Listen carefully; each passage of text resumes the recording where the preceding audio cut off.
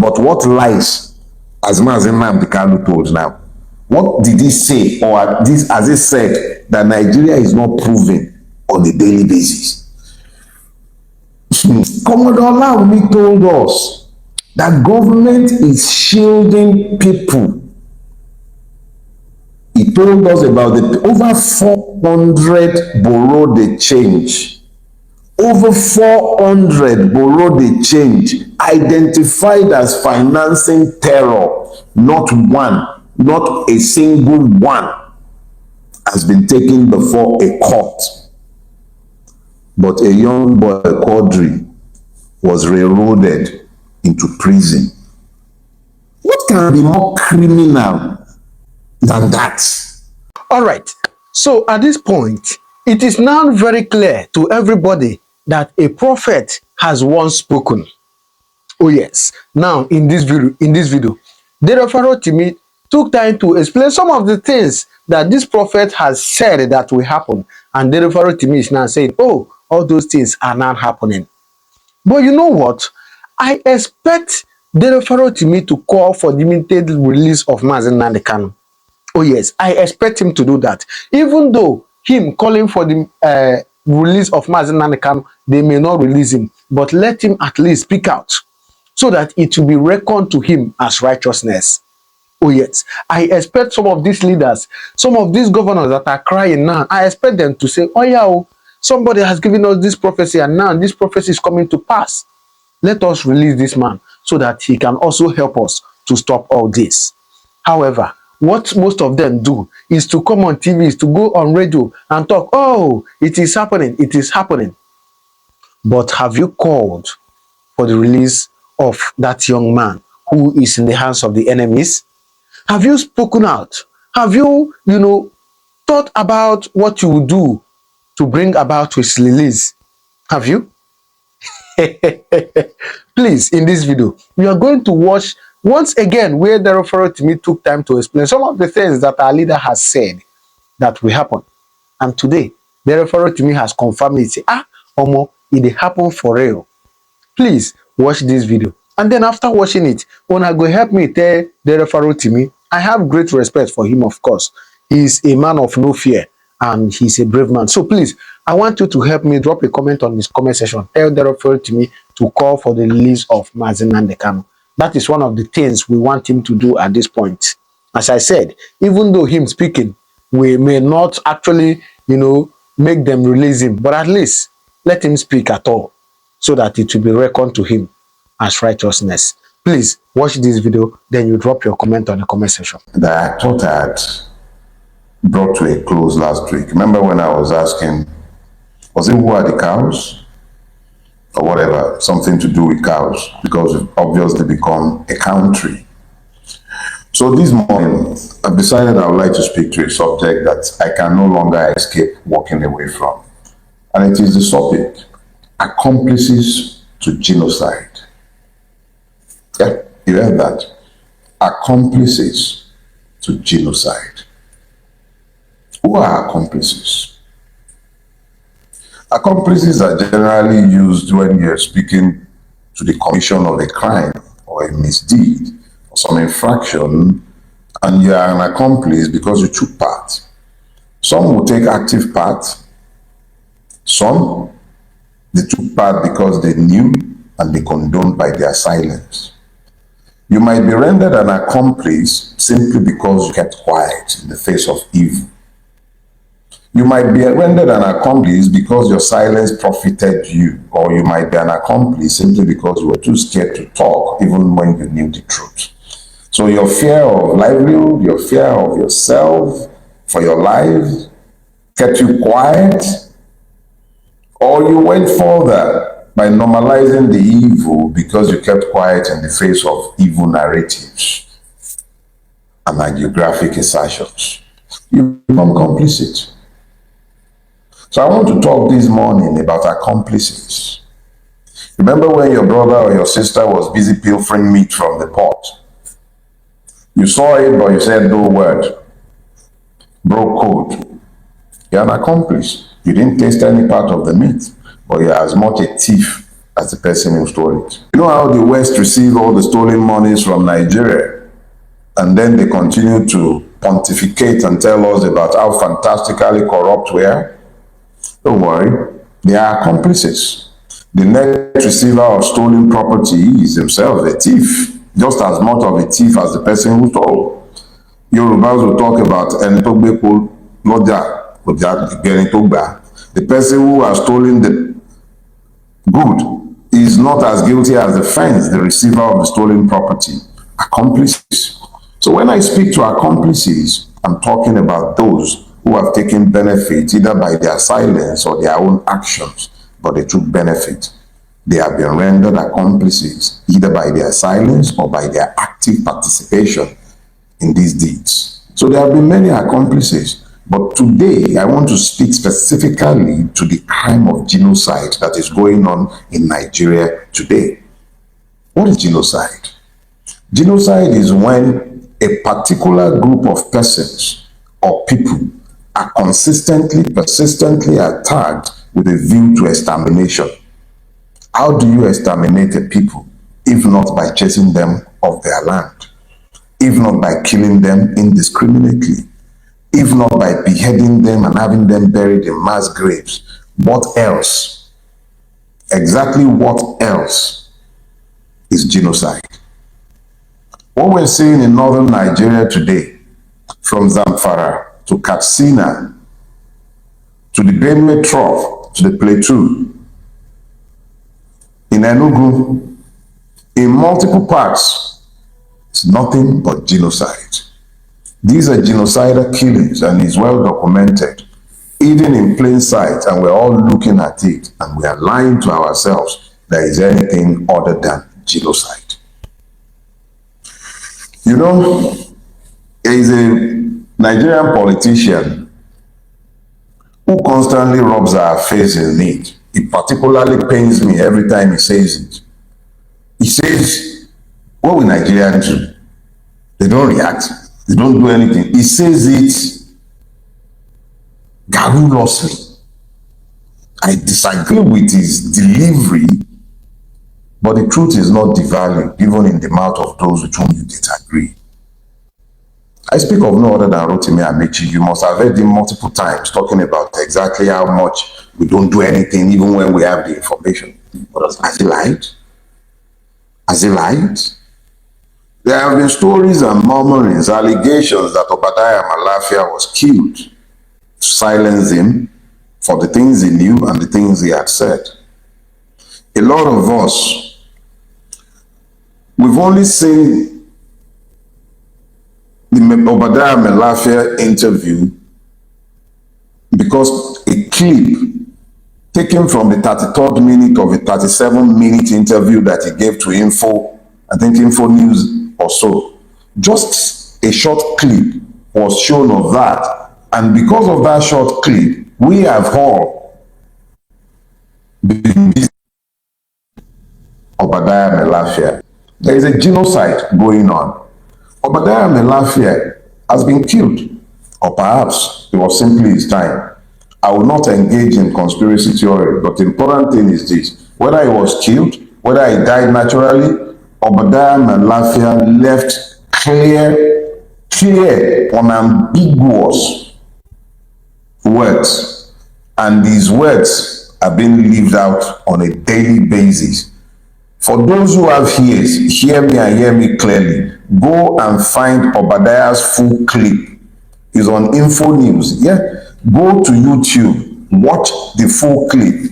Don't just rely on that 3-minute or 2-minute clip where he was talking about the Boko Haram commander. No, look for the full interviews, watch them, educate yourself so that you understand the nature of the evil that has overtaken our land. Obadiah was very clear. He raised certain issues. He said that this is a continuation of the jihad. He was unambiguous in saying so. He also said that the Nigerian state is complicit in what is happening. He didn't say individuals, he said the state. As of the time he was speaking, the president was none other than General Muhammadu Buhari, an unrepentant Fulani Islamist who has no respect or regard for the law or for human lives for that matter. Two notable genocides took place in his reign. The Buratai murders of the Shia and Lekki toll gate. Let us be clear. That was the person in office at that time. He talked about historical roots. And then he spoke about Ladoga. Ladoga is a metaphor for brazen land grab. But I will let you go and listen to Obadiah Malafia on your own. He was an Oxford-trained economist, a first-class brain. He had run for the presidency of this country before. He wasn't involved in idle talk. He spoke, and he spoke his truth. And I personally believe that he died for it. The second witness that I'm going to call in this case is another person. Oh, by the way, Obadiah Malafia rose to become the deputy governor of the central bank. He wasn't engaged in beer parlor talk. He had his wits about him. Go watch him yourself. The second person, I've spoken about him recently as well, is a man known as Commodore Olaumi. He's a spook, a spy. A man who confessed on TV that he had murdered for the Nigerian state, lost his family. He's not one of those that you are meant to see, talk less of hear from. But he came out, I believe around 2022, just after the NDA attack. Now, understand this. For those of us who grew up on the works of James Hadley Chase, the Carter, the fictional world of espionage, we can relate to him and we understand where he's coming from. And he spoke about the Oka abduction, I believe, pretty much like the same thing they did for Nnamdi Kanu from Kenya. I believe they did something pretty much like that in Angola in relation to Oka. Critical thing that you need to understand is this. You don't see those kind of people, and when they come out, it is because their experiences, or to pass their experience, their observation to the government. You find people like them come into TV studios when the situation has gone beyond normal. You know, there is this proverb. It says that while a day, when you start hearing the howl complaining about the bulging eyes of his offspring, when spooks, people who had worked in government, come outside to complain about the dysfunction that they are seeing in government, at that point, you know that wahala has happened. Yorubas will say, Akirewu losan. Ewu is a particular kind of animal that you don't see in daytime.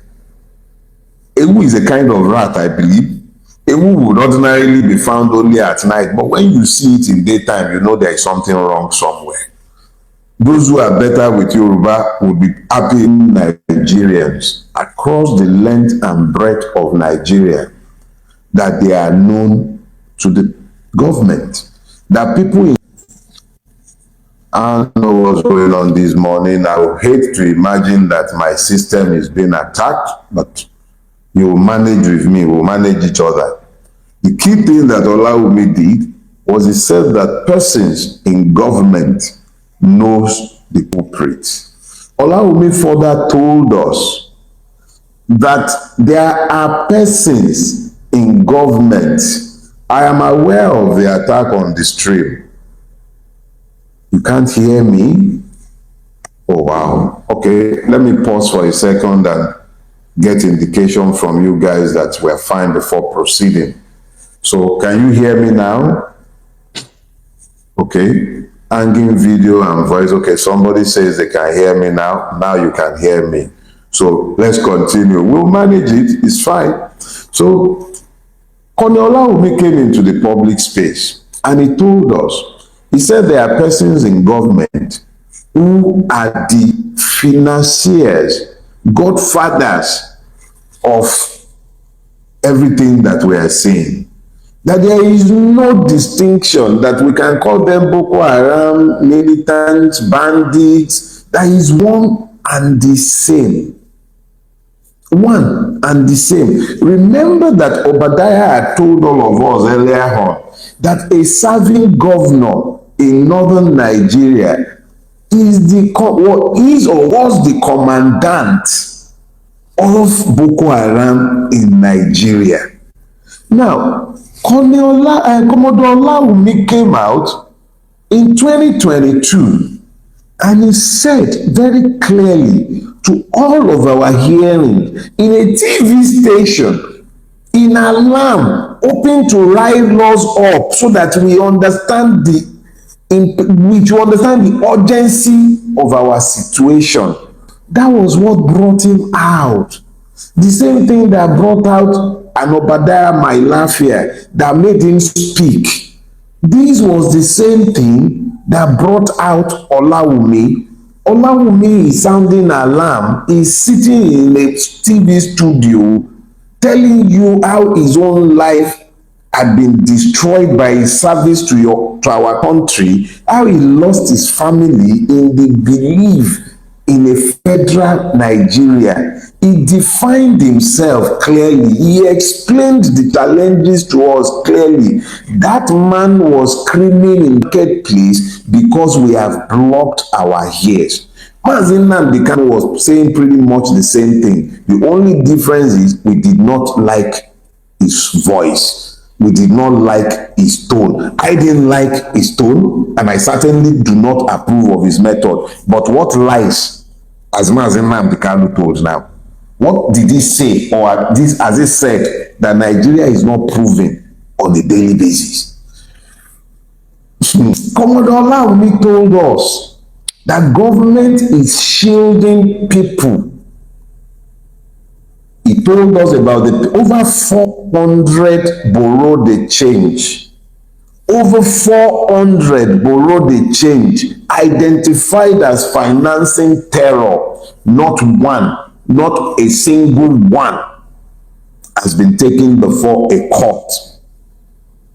But a young boy, Quadri, was railroaded into prison. What can be more criminal than that? You know something else that Commodore Olaomi told us? He was unapologetic in telling us that these are the works of Fulani jihadists. And oh, yeah, I know that some of you might want to argue that, but I'll remind you that in the course of the last week, a certain evil man identified as Garuba Abdullahi Mohammed presumed to speak on behalf of the Fulanis, claiming responsibility for what is taking place in the plateau and labeling it a communal clash. People are carrying armor-piercing, high-caliber war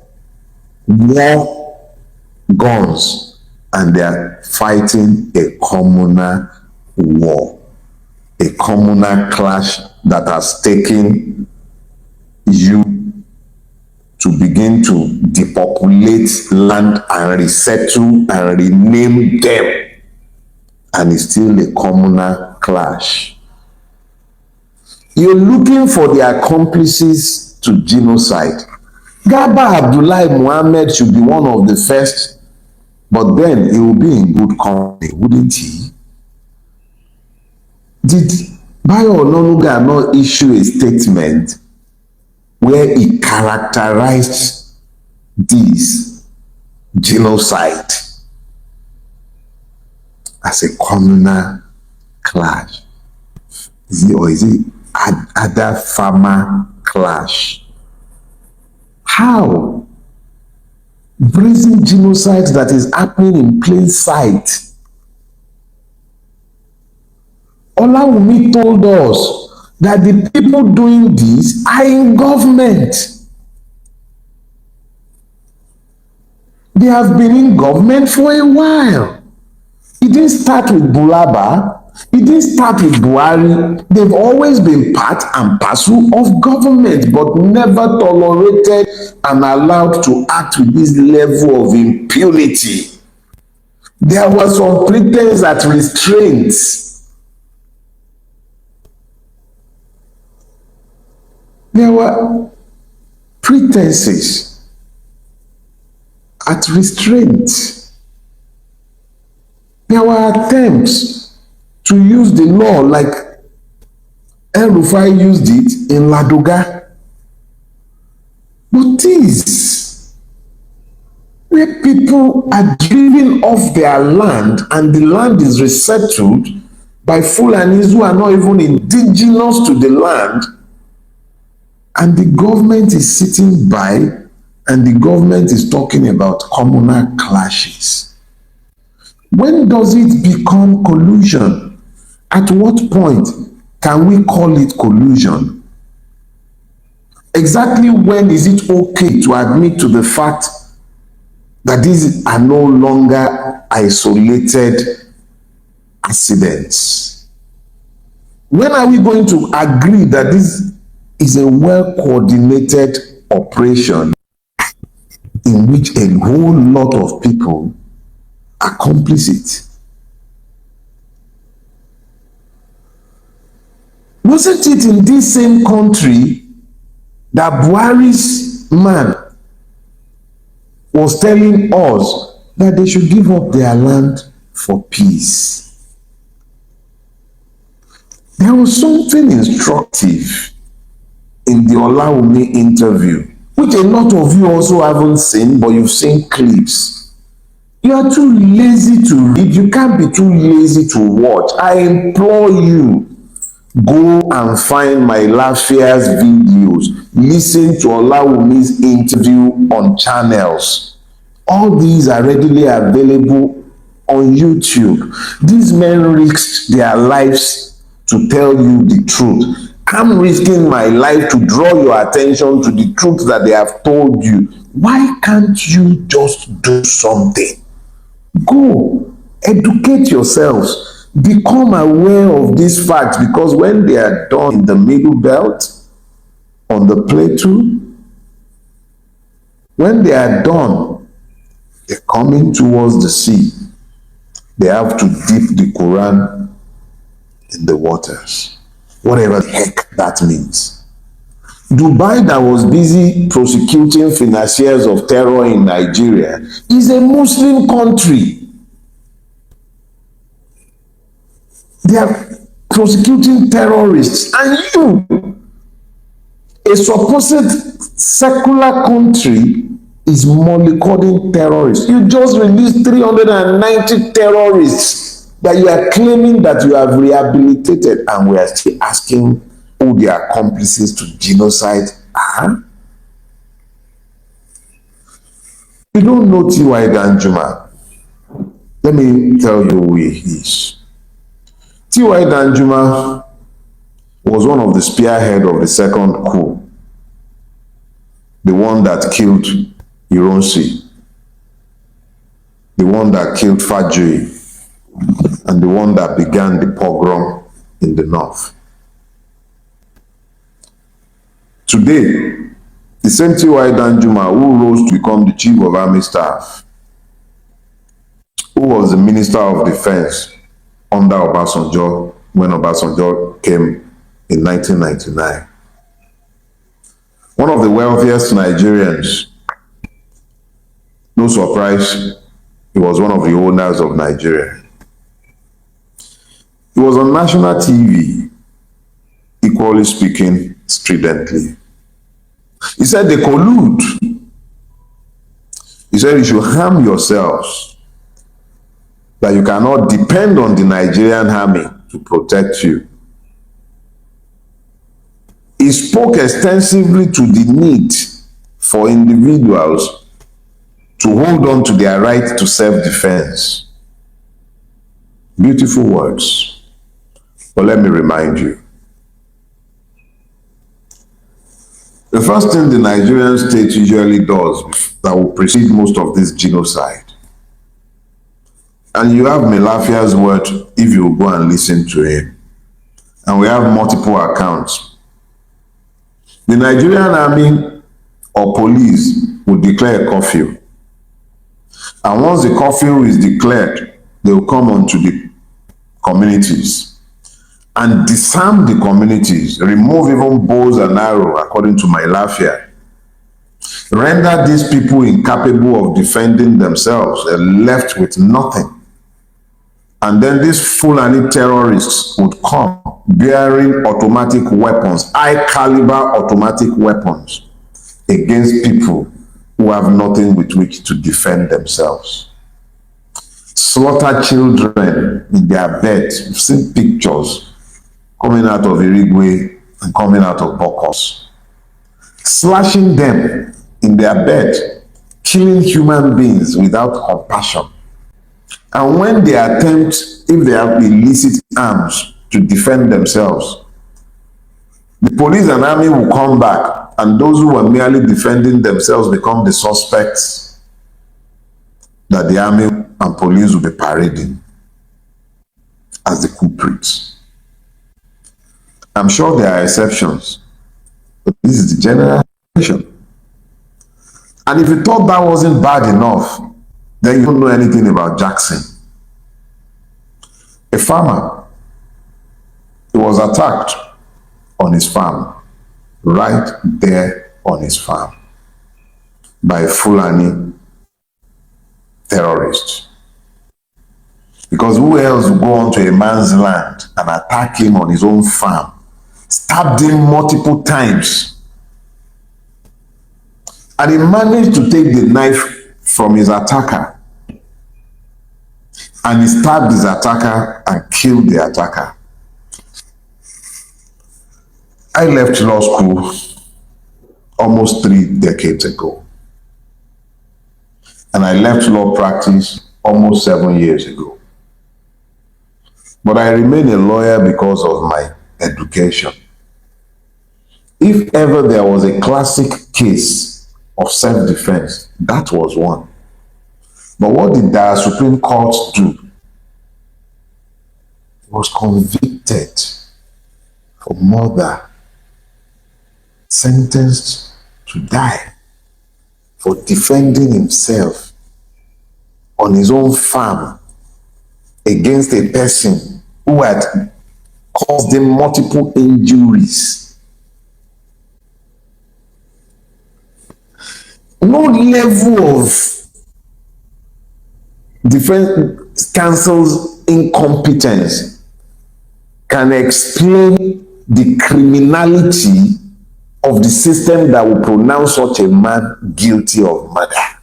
But that was what Nigeria did. So if you've taken away a man's guns, his bow and arrow,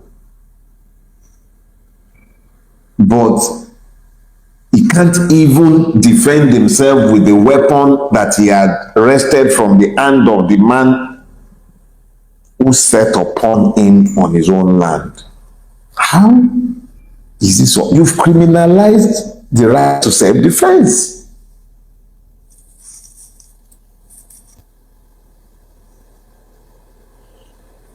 The Nigerian church, yep, we're talking about accomplices.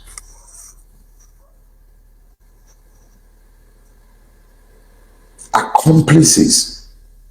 The first of the accomplices that must be addressed here is the Nigerian church.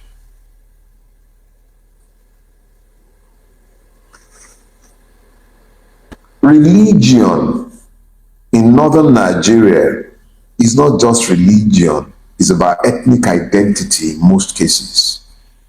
Those of you who have been fortunate to come across Professor Turaki's books, you would understand the background to religion and ethnic identity in northern Nigeria. For the northern Christian, there is a question of ethnic identity tied into his religious identity. And the first line of defense for him is almost always his religious collective. What has the Nigerian church done since this genocide began? You've fasted, you've prayed, and then what? And then what? What has the church done? How many times and how many pastors, bishops have opened their mouths to speak the truth of what is happening? How many? I know people like Bishop Buba, Elion Buba and Jos have spoken. I know a few, someone like Uka would speak, but then who else? And those are persons based in the north. Sorry, what has the man drinking tea with God had to say about this? What have they said? I was reading of one talking about praying. One Catholic bishop or something in Benue. Are they okay at all? Do they even understand that this has rendered them as accomplices in this evil? What has happened to their voices?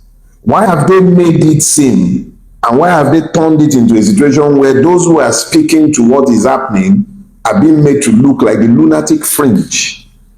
Why are they normalizing evil by their silences? Do they realize that this makes them as guilty as the person's faults? Do they? The loud silence of the pentarascals who are busy endorsing the evil of Muslim ticket. Where are you all now? Where are you all? There will be Saul before David or nonsense. Where are you all? Why has all of a sudden nothing to say again? This evil is happening and you cannot be heard because you are all compromised. You are accomplices. You are accomplices. All of you, you are accomplices in this genocide that is taking place in our country. You are accomplices. You have to be taught. The Islamic clerics, those of you who have all this umbrage, you had all this umbrage because 16 persons, and that is not a diminution from the life or humanity of anyone. I condemn without reservation the murder of even one man.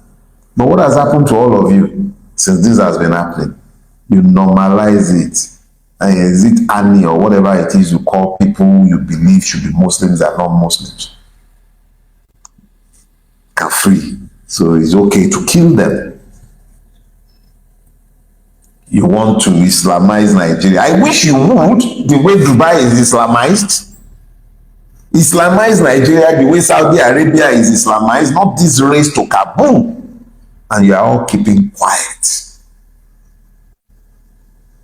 How are you different from the Munafiq? You are accomplices to evil. All of you. Because this is genocide. Did Allah tell you? Did Allah tell you that it is His desire that you turn our land into one soaked with blood in His name? Did He? Commodore Olawumi said something instructive that I think we should revisit.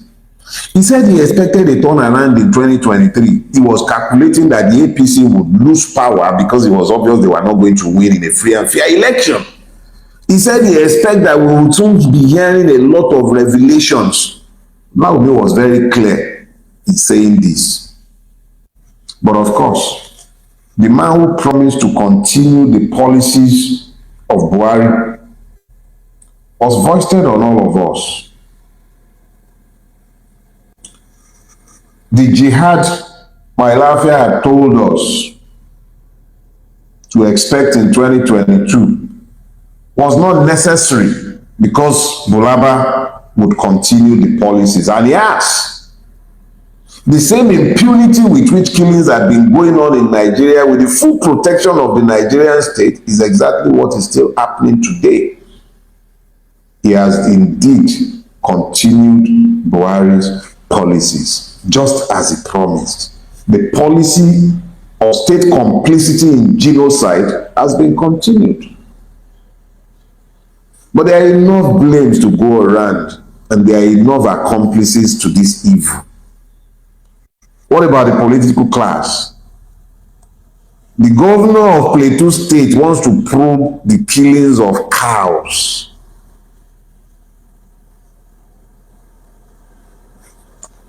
He is horribly sanctioning the burial of persons in mass graves without proper identification to understand clearly that what is going on in the plateau is a genocide where people are being removed from their land and their land are being resettled. This man knows, but is coming out to talk about probing the death of cows. Has it probed the death of human beings, of the children whose throat was slit in their bed, innocent blood being shed in the land? Has it probed the failure of governance that has meant that he merely wails impotently and has done nothing to protect the lives of those he swore to protect? But he wants to probe the murder of cows.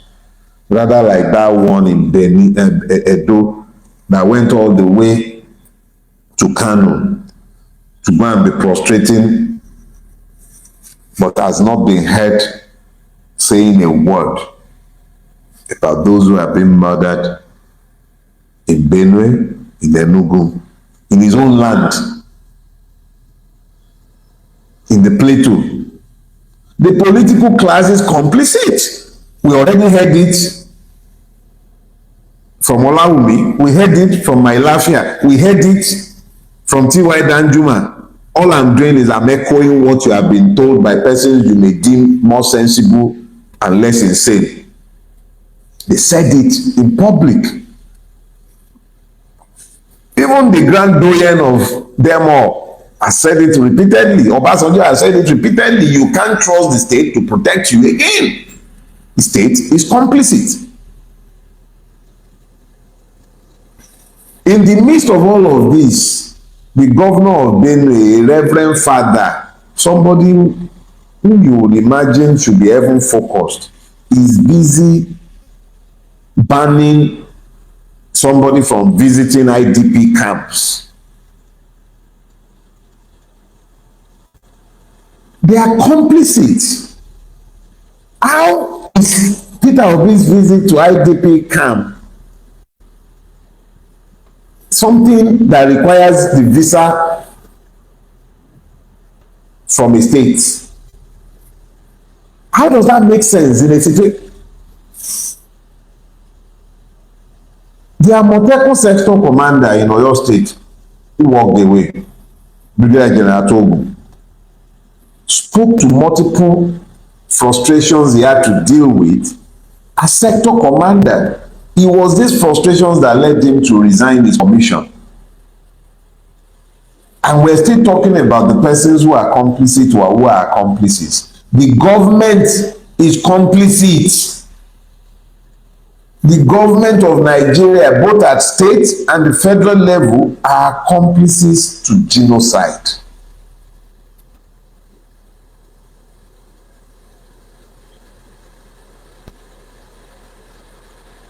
And then, whilst all this was going on, the Sultan of Sokoto came out and said, social media is the terrorist. He had no word to say in condemnation of the genocide being perpetrated across the length and breadth of Nigeria by persons who are clearly Fulanis, of whom he is the traditional head in Nigeria, an influential voice who can bring peace. Indeed, I believe a member of the peace committee headed by General Abdusalam, and all he had to say is that social media is a terrorist. We see Fulani terrorists displaying how much they've taken, confessing to their crimes on the same social media. Has he ever asked the government, real murders? Has he spoken against the fact that even fellow Nigerians, indigenous Fulanis, who have been here for generations, are also victims of these foreign ones that have been imported according to Baraje in 2014? What did he have to say to that? Nothing. But social media is a terrorist. Your government is telling you that it's headed as clash, it's communal clash. Do communal clashes lead to resettlement of people's indigenous land? And the government is looking away as Aboriginal rights are abrogated with violence and their land resettled by foreigners. But of course, you had one telling us that any Fulani from anywhere is a citizen of Nigeria and is welcome in Nigeria. We heard that loud and clear. I believe it was the governor of Bauchi who was saying that on national TV. So why would they come to Nigeria believing that they can indeed settle anywhere, act with impunity, kill anybody, if those who should be calling them to order, the gummies of this world, the Sultan of Sokoto, will come out and say that social media is a terrorist, when the terrorist is known and clear for all to see? Nigeria is unraveling, and it is unraveling largely because of the complicity, the hypocrisy, rank hypocrisy of the monafics who have claimed that they are Muslims and are doing all this evil in the name of God. This is not in the name of God. The international community, they are complicit and they are accomplices in this evil because they know what is going on and they are pretending not to see.